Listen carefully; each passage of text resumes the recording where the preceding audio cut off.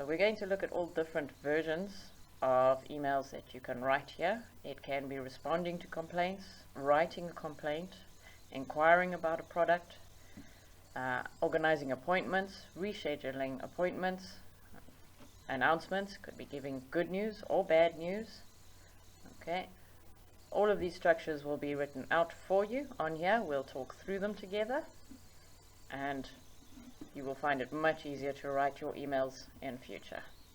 I'm going to look at making or changing appointments or rescheduling, something that does happen often in a business environment because of our busy schedules. The first one we have here: I'd like to meet you on Monday. If you are available or free then. Okay. I'm available on Friday, if that is convenient or if that is okay with you. I'm afraid I can't make Friday. We can give a reason because, if you want, I would say, I'm afraid I can't make Friday. How about Monday?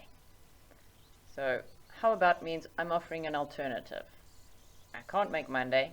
How about Tuesday? I can't make 2 o'clock. How about 3 o'clock? Right. Last one, due to, we're going to give a reason here.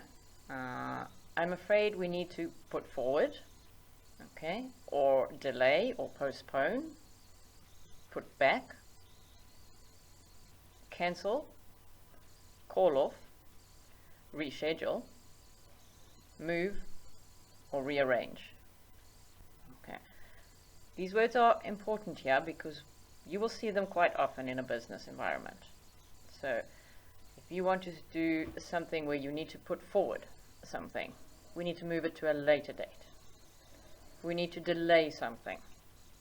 If we want to postpone it, put it back, cancel it.